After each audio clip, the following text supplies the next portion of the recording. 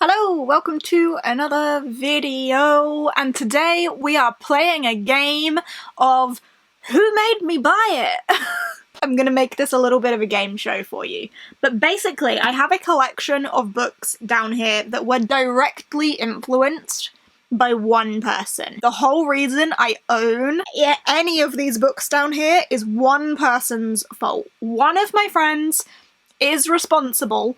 In some occasions, two of my friends are responsible, but for the most part, one of my friends is responsible for me owning these books. So I'm gonna play a game with you of who was it? Who made me buy it? Of course I will tell you, but we can just have a little bit of fun along the way. I have not read any of these, so I can't tell you much about them, because I haven't read them. A lot of the time I do like to go into books not knowing too much. I know something about some of them, but not a lot about most of them. So this is going to be slightly chaotic, not necessarily recommendations, unless you have similar taste to the one person who is responsible for making me buy it. Let's crack on with this. Where shall I start? I'll start with an easy one for you. Who is responsible for making me buy The Fever King by Victoria Lee?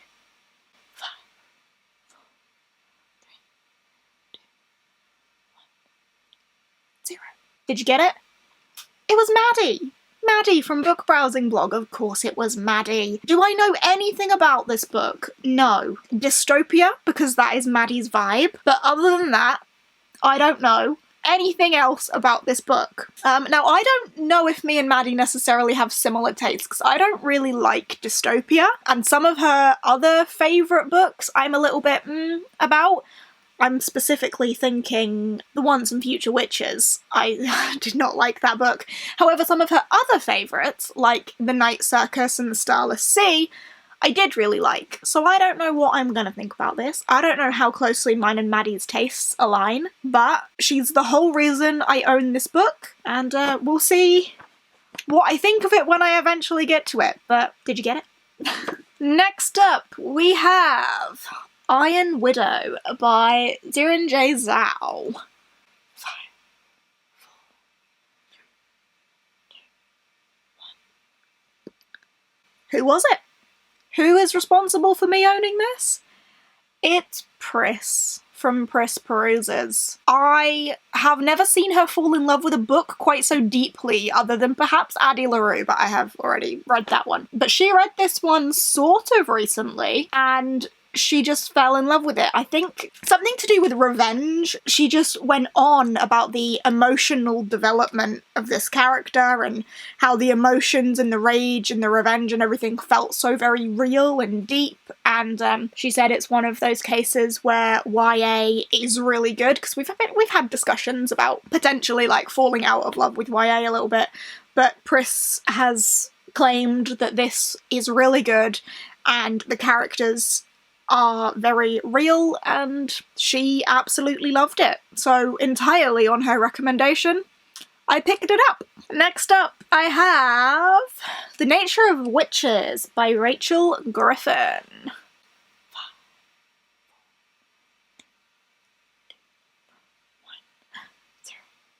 Who was it?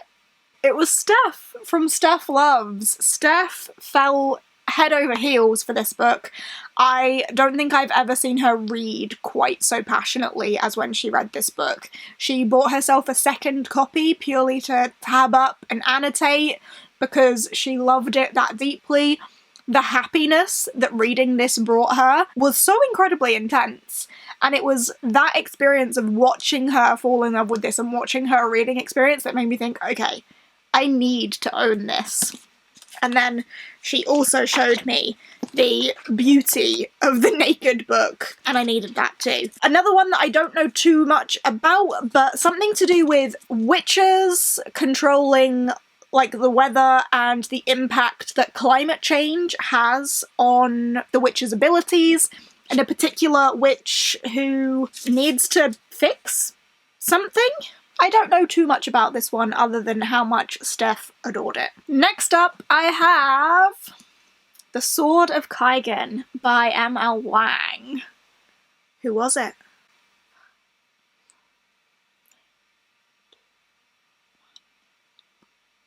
It was Aaron from Booked and Busy.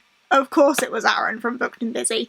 Specifically, her one Instagram story where she was sobbing, crying her eyes out over this book. And I had to think to myself, if there's a book that can reduce Aaron to pieces like that, I need that book in my life and I need to read it. I haven't read it yet, but purely that Instagram story from Aaron had this on like a priority purchase list for me, needed it in my life simply from that. Of course, I have heard a lot of good things about this from a lot of other people since then, but it was that Instagram story that did it for me. If you want a book that can reduce Aaron from Booked and Busy to pieces, this is the one. Next up I have Die, comic, volume 1, by Gillen, Hands and Cowles. Who was responsible for this?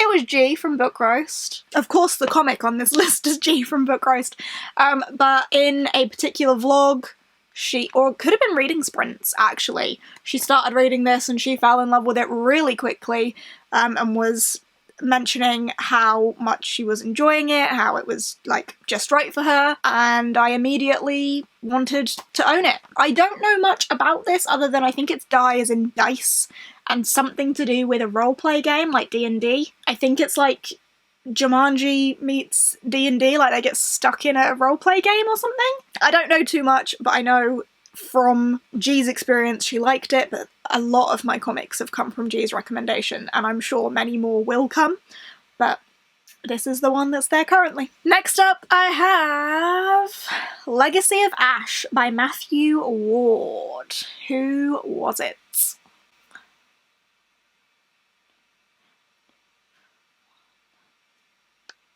It was Cass. Covers with Cassidy. This is entirely Cass's fault. In fact, Cass gifted me this one as well, I think. Yeah, entirely Cass's recommendation. She adored it, and I trust her opinion. I trust her opinion so incredibly wholeheartedly. I think me and Cassidy have very similar taste. So quite a lot of my books actually are Cassidy recommendations, and I think a lot of Cassidy's are my recommendations. We do have very similar taste. This one is one of the ones that she loves the absolute most. Entirely her recommendation. In fact, I don't think I've seen a lot of other people online, at least from the circles that I watch. I don't think I've seen a lot of other people read this one at all. But it's book 1 in the Legacy trilogy. So if I enjoy this, I shall be purchasing the rest of them as well. But it sounds very much epic fantasy, my sort of thing. Ruling families plotting against one another, fate, legacies, a phoenix shall blaze, a shadow's fallen over the Republic, invading armies of the Empire, as Tressia falls, heroes rise. It just sounds very much my cup of tea, and Cass recommended it, so I own it. Next up I have A Million Junes by Emily Henry. Who do you think this one was?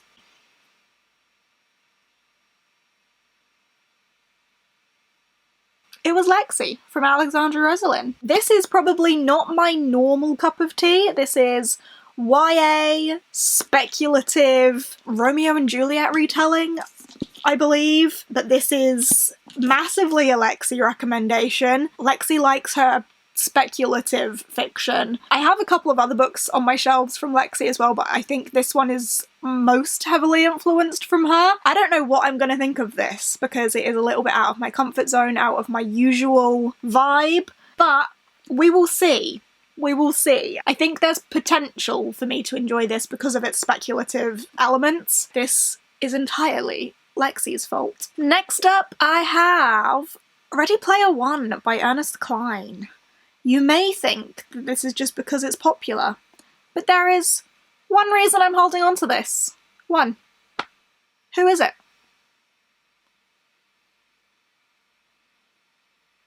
Did you get it? It's Becca from Becca and the Books. This is one of her faves, and me and Becca have some pretty different taste, but I think this could be an occasion where our tastes align. At least I hope so. Yeah, this is a sci-fi dystopia. I'm sure you all know about a virtual reality game with the Easter eggs hidden in it, and one of our characters finds the Easter egg, which like starts a race to find them all, to own the... What do they call it? Is it the Oasis? I don't know, can't remember. But yeah, I am amazed I haven't read this yet. I still own this because it's one of Becca's favourites, and I want to read it for that reason. So it's Becca. Next up, I have The Would-Be Queen by Edward Cox. This paperback is massive and floppy. But who is responsible for me purchasing this? Do you know?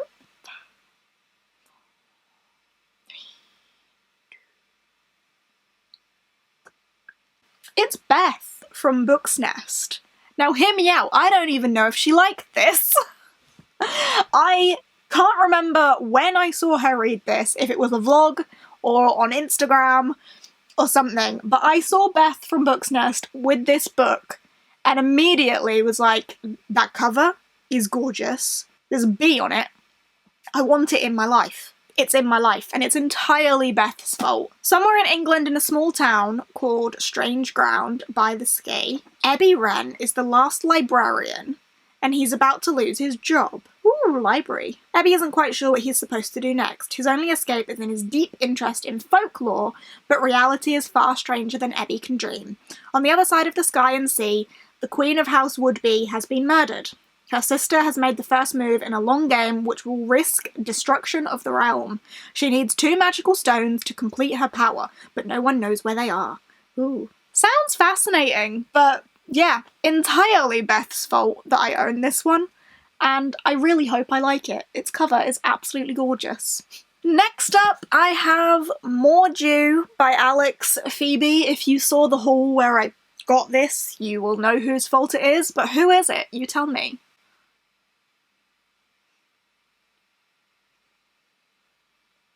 Surprisingly, this is Gavin from How to Train Your Gavin. Not a middle grade.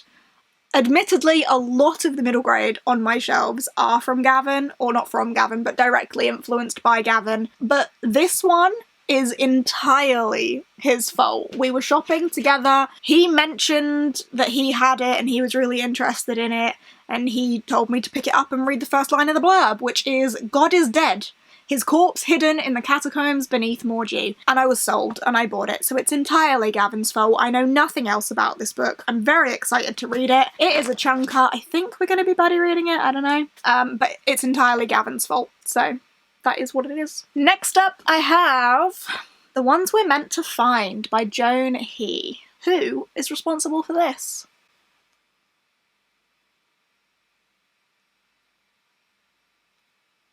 It's Cody from Cody's Book Corner. This was Cody's suggestion for a read, rate, review. It won. I bought it. I then didn't read it, but I will read it at some point. But Cody is the whole reason I own this book. Entirely her fault. I don't know off the top of my head Cody's actual opinion on this.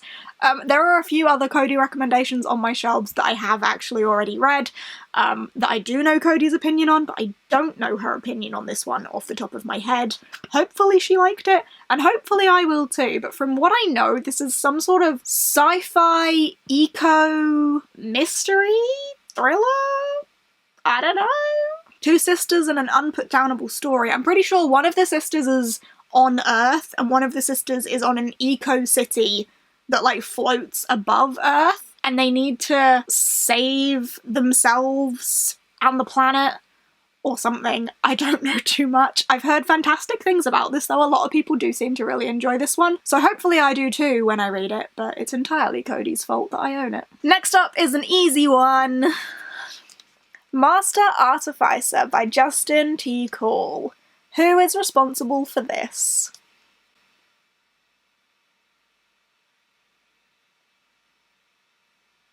Slightly cheating because this is a sequel, but I bought the first one entirely on Ashley's recommendation. Therefore, the second one comes also entirely on Ashley's recommendation. Ashley from A Frolic Through Fiction.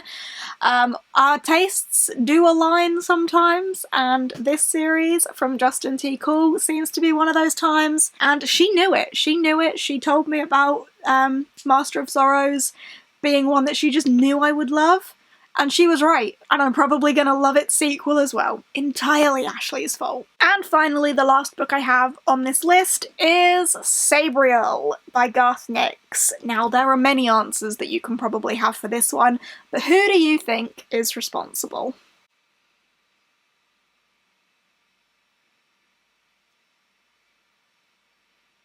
Cece and Ro are my two culprits here.